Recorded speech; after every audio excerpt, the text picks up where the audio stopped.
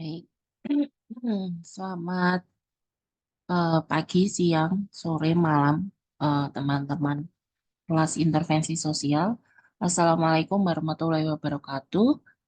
Saya akan menjelaskan dalam video ini terkait dengan materi pertama, yaitu pengantar. Dengan judul, saya beri judul adalah Memahami Intervensi Sosial. Yang perlu diingat bahwa eh, fungsi atau goals dari intervensi sosial itu mirip atau sama ya dengan kesehatan mental, yaitu intinya adalah membuat atau merujuk pada well-being individu. Nah, well-being individu itu kalau kita merujuk pada penjelasan dari Nelson bahwa well-being itu bukan masalah, tidak hanya bukan masalah terkait dengan kesehatan individu, tapi juga transaksi atau interaksi antara individu dengan lingkungannya. Nah, oleh karena itu, disinilah kemudian fungsi dari intervensi sosial. Jadi, intervensi sosial itu berfungsi untuk membantu ya kita sebagai profesional health, membantu sebuah komunitas ya atau society untuk mencapai well-being-nya. Nah, apa bedanya antara intervensi dengan intervensi sosial, ya? Nah, intervensi itu em, intervensi sendiri itu kalau menurut Fraser dan Galensky itu adalah eh, sebuah strategi ya, sebuah strategi yang itu tujuannya adalah melakukan perubahan atau memberi perubahan yang kemudian diimplementasikan pada individu. Jadi memang ada perubahan di sana ya. Jadi ada change di sana yang menjadi tujuan dari intervensi. Jadi disebut intervensi ketika punya tujuan untuk mengubah, entah mengubah, menurunkan atau menaikkan ya. Sedangkan intervensi sosial itu adalah sebuah desain ya, yang tujuannya tadi seperti yang saya sudah jelaskan adalah well-being society atau populasi yang dilakukan dengan cara melakukan perubahan pada sisi value-nya atau mungkin policy atau mungkin dengan membuat program atau kemudian terkait dengan resource atau kemudian power differences ya atau terkait dengan kebudayaan atau norma. Jadi ada banyak ya karena lapisan society itu kan bermacam-macam ya. Lapisannya itu kan bermacam-macam. Kalau kalian ingat gitu ya teori Bronfenbrenner itu kan ada bermacam-macam. Nah, sehingga dari setiap lapisan itu kita bisa memberikan sebuah intervensi sosial sebenarnya. Nah, dari setiap lapisan itu kan otomatis berbeda-beda kan. Intervensi yang mau kita berikan itu pada dasarnya mengubah apanya itu kan beda-beda. Kalau kita pada lapisan yang paling luar, maka kita bicara soal aturan ya, atau norma gitu ya, yang paling belakang ini ya. Jadi itu yang membuat kemudian kenapa kok di sini gitu ya, nampak banyak gitu, kenapa beda-beda gitu ya. Karena ya tadi, kalau kita berada pada lapisan yang paling kecil ya di mikronya itu mungkin kita bisa bicara soal value. Tapi kalau kemudian kita bicara pada lapisan yang paling luar gitu ya, itu tidak mungkin kita bicara soal value karena value itu sangat privacy ya, sangat privacy sehingga tidak bisa kemudian ketika kita melakukan intervensi sosial pada lapisan yang paling luar, kemudian kita mengatakan bahwa kita akan mengubah value-nya itu akan sangat sulit gitu. Nah, tadi ya saya perjelas lagi bahwa intervensi sosial, mohon maaf ya kalau ada suara hujan ya karena tiba-tiba hujan.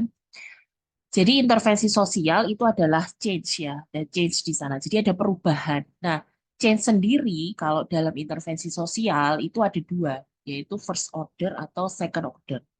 Nah, first order itu adalah perubahan di tingkat individu. Sedangkan second order itu perubahan di tingkat shared goals, kemudian rules atau power relationship.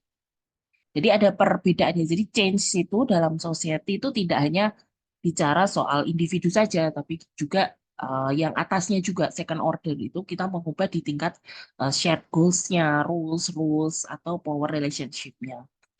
Nah, ini sebagai contoh turunan pertama atau first order tadi ya dan second order. Contohnya misalnya mungkin ini teman-teman belum nggak bisa membayangkan ya karena permasalahan ini ada ketika dulu Solo di era tahun ya mungkin 2008 ke bawah ya.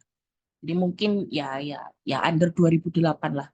Nah, itu mungkin teman-teman masih apa TK atau mungkin ya jadi belum belum melihatnya.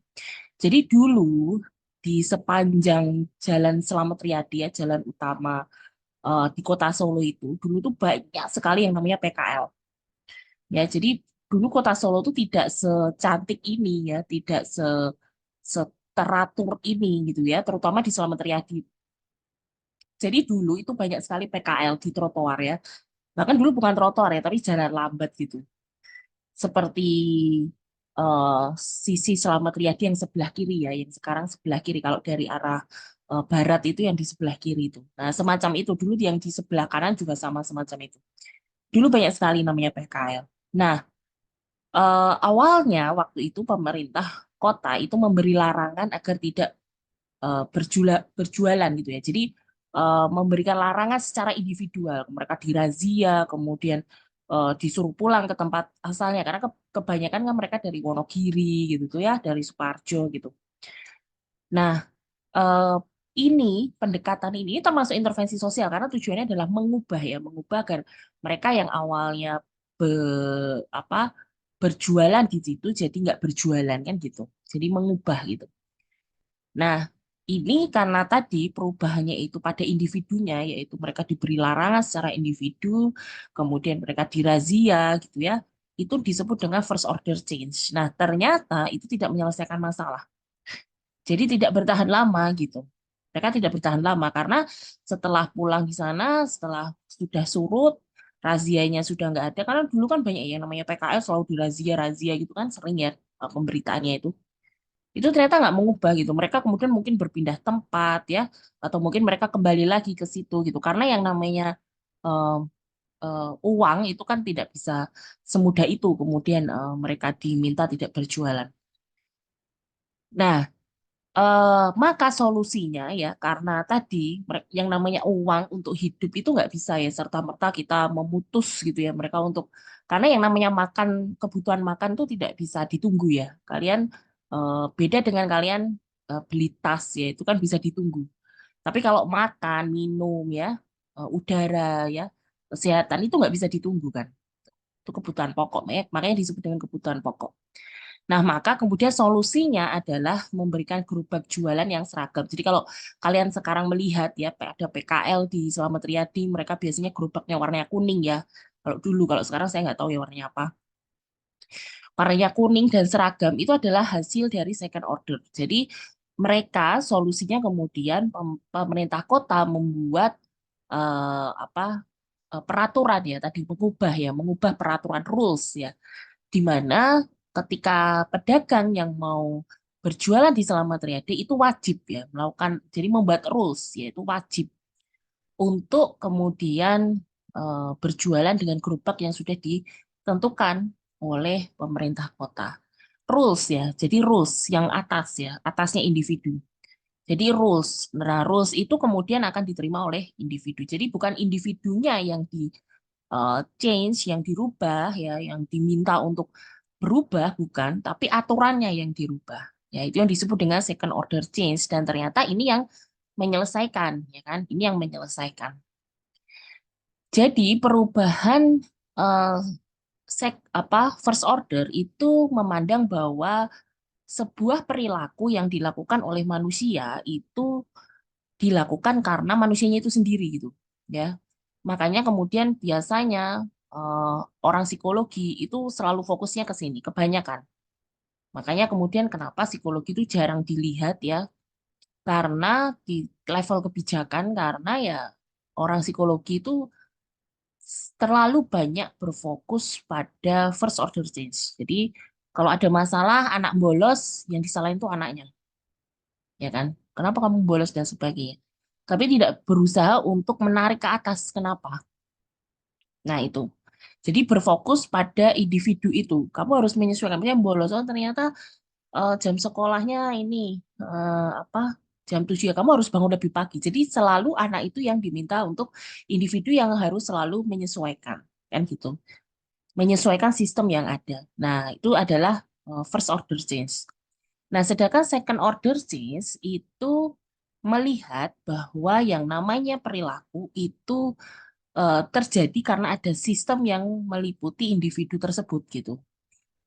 Nah, sehingga yang namanya social change itu sebenarnya berfokus pada bagaimana kita menata struktur dan tata kelola kelas sosial. Nah, ini yang kemudian intervensi sosial itu ada di sini. Jadi intervensi sosial, nanti ya makanya kenapa eh, apa eh, nih ya. Nah, ini transaction between individuals and their environments. Jadi itu yang kemudian disebut dalam second order ini, ya. Jadi kita berusaha untuk mengubahnya dengan cara kita berfokus pada menata struktur dan tata kelola sosialnya. Nah, ini yang kemudian kerja eh, ranah kerja dari psikologi komunitas, dari intervensi sosial itu ada di sini. Gitu ya. Jadi bukan pada individunya kita meminta mereka untuk berubah gitu, tidak. Tapi bagaimana kita menata struktur dan tata kelola sosial yang melingkupi individu tersebut. Oke, itu ya. Jadi itu berbedanya ya. Jadi bukan seperti oh ya itu nanti nanti tinggal ngasih ke anaknya gini-gini bukan gitu ya. Tapi bagaimana kemudian kita menata struktur dan tata kelola sosial. Nah, sekali lagi intervensi sosial itu levelnya bisa individu tadi ya. Kalau individu itu jelas pasti dia first order, jadi tidak eh, stabil ya. Nah, intervensi sosial itu sebenarnya mulai dari family, group, organization, community, dan society. Nah, ini yang sebenarnya Brenner ya. Tadi yang saya sampaikan di awal ya. Ini sebenarnya lapisan dari Brenner. Nah, ruang lingkup atau fokus dari intervensi sosial itu bisa ada dua, yaitu amelioration dan transformation. Nah, amelioration itu kita mempromosikan, ya. Jadi makanya mempromosikan well-being, ya, mempromosikan kesejahteraan atau well-being. Sedangkan transformatif itu kita mengubah relasi kuasa atau changing power relation. Nah, ini mungkin agak susah ya untuk teman-teman S1. Karena mengubah relasi kuasa itu kan tidak semudah itu ya. Kita mengubah sistem dalam sebuah masyarakat tidak semudah itu ya. Contoh misalnya eh, bagaimana kemudian eh, di tempat kita ya, misalnya mengubah apa eh, relasi antara mahasiswa dengan dosen misalnya. Oh, misalnya dengan mengubah sistem pembelajaran di kelas misalnya. Nah, itu kan tidak semudah itu, ya kan? Kurikulum perubahan metode pembelajaran di kelas itu bahkan pada level kurikulum yang membuat adalah Kementerian Pusat. Artinya tidak bisa kemudian dari pihak sekolah pun melakukan itu. Gitu. Jadi memang agak susah ya. Nah, maka kemudian nanti teman-teman itu mungkin akan bekerjanya pada level amelioration, yaitu mempromosikan kesejahteraan atau promoting well-being. Nah, intervensi itu bisa bertujuan mengubah perilaku yang sudah ada atau membentuk perilaku baru. Nah, mendesain intervensi itu menjadi hal atau sebuah proses yang itu sifatnya bertahap ya, sifatnya bertahap. Sehingga strateginya itu bisa single action, bisa cluster of action ya. Jadi tapi untuk teman-teman ini nanti mungkin baru single action ya, karena kalau cluster of action itu dibutuhkan waktu lebih lama. Nah, caranya bagaimana? Yaitu yang pertama, mengolah data dan informasi lapangan. Nah, tapi kan sekali lagi, ini yang kemarin miss ya, miss. Nah, tetapi setidaknya dengan teman-teman bulan ini, minggu ini, sorry, itu mulai untuk mendekati komunitas atau society yang mau dituju, maka teman-teman bisa kemudian melihat mengassessment secara sederhana ya, bisa observasi atau wawancara, melihat bagaimana permasalahan di lapangan. Nah, kemudian menyusun intervensinya, rancangannya, dan kemudian mengaplikasikannya. Nah, tujuannya adalah bisa mencegah perilaku yang menyimpang, bisa mengembangkan kompetensinya, bisa membangun kekompakan, dan bisa saling memberi bantuan dan dukungan. Itu bisa juga. Jadi bisa macam-macam, program desainnya itu bisa macam-macam. Bisa kalian mencegah, ya, mengembangkan kompetensi. Jadi prinsip dari mempromosikan kesejahteraan itu tidak hanya kemudian wah promosi, oh ini gimana biar tidak, enggak. Bisa juga kalian dengan mengembangkan kompetensinya, bisa juga dengan membangun kekompakan kalau memang permasalahannya bicara soal sense of community misalnya.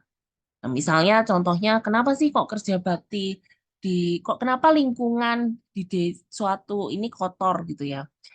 Kenapa kotor gitu? Oh, karena ternyata kerja baktinya nggak pernah terlaksana. Nah, kenapa tidak pernah terlaksana? Oh, karena ternyata mereka lebih individualis. Berarti kan perlu ada sebuah eh, intervensi sosial yang tujuannya adalah membangun sense of community. Misalnya demikian.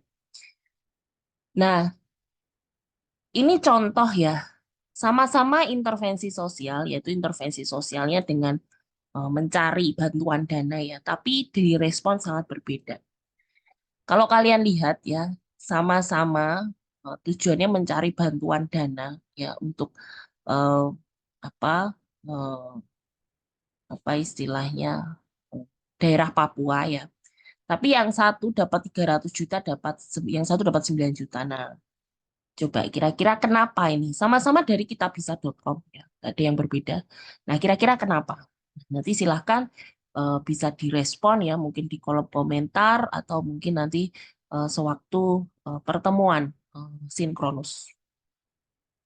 Sama juga ini, kira-kira kenapa apa eh, polusi itu terus terjadi selama belasan tahun?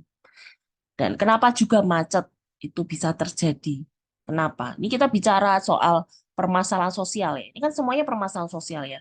Polusi, macet ya. Karena intervensi sosial ya. Kita bicara masalah-masalah yang sifatnya lebih makro ya. Nah, tapi memang kemudian karena blog ini itu bicara kesehatan mental, ada kesehatan mental yang maka kemudian ya arahnya ke kesehatan mental ya. Nah, gitu ya. Jadi itu eh, pengantar dulu ya, pengantar dari saya. Coba nanti ditulis di kolom komentar ya, terkait pertanyaan saya di slide 13 sampai dengan 15. Begitu, terima kasih. Eh, Sekian. Assalamualaikum warahmatullahi wabarakatuh.